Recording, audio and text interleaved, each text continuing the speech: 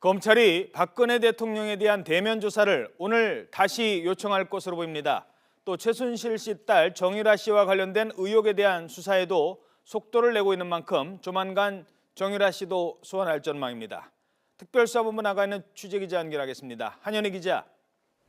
네, 서울중앙지방검찰청입니다. 네, 박근혜 대통령에 대한 대면 조사를 오늘 다시 요청할 것으로 보인다고요? 네, 그렇습니다.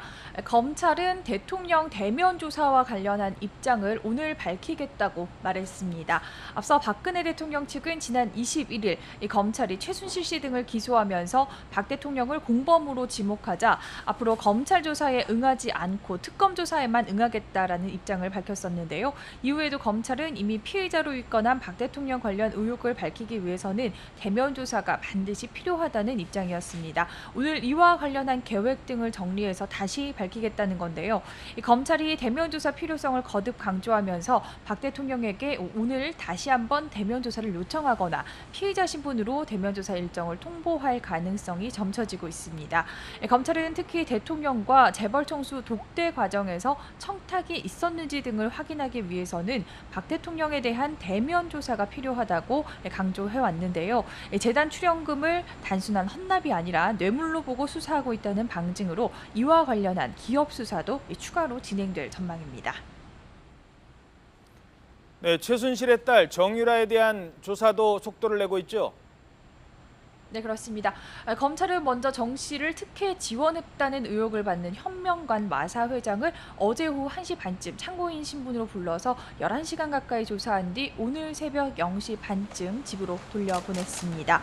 조사를 받고 나온 현 회장은 각종 의혹에 대한 입장을 묻는 취재진의 질문에 특혜를 제공한 적이 없었다며 있는 그대로 검찰에 진술했다고 대답했습니다.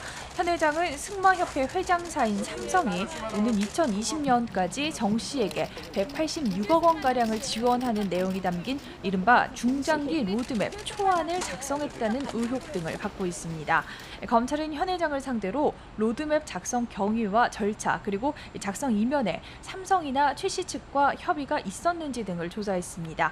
이와 함께 검찰은 정 씨의 부정 입학과 학사 관리 특혜 의혹과 관련해 이화여대를 어제 압수수색하기도 했는데요.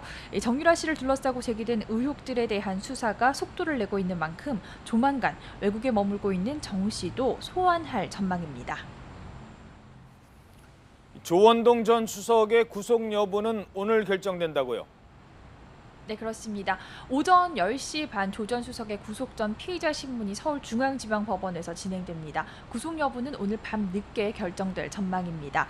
조 전 수석은 이미경 CJ그룹 부회장에게 퇴진 압력을 넣었다는 의혹을 받고 있습니다. 조 전 수석이 지난 2013년 이 부회장의 퇴진을 박근혜 대통령이 바라고 있다라는 취지로 손경식 당시 CJ그룹 회장에게 전화를 걸었다는 건데요.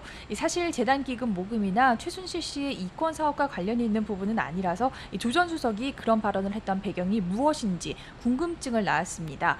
업계에서는 CJ가 박근혜 대통령을 풍자하는 프로그램을 방영하고 노무현 대통령 추모 열기를 다시 살린 영화 변호인을 제작한 것 등으로 현 정권의 미움을 샀다는 말이 나오기도 했는데요. 검찰은 조 전 수석의 신병을 확보하는 대로 발언 경위와 퇴진 압력에 박 대통령이 관여했는지 등을 집중적으로 조사한다는 계획입니다. 지금까지 서울중앙지방검찰청에서 YTN 한현입니다.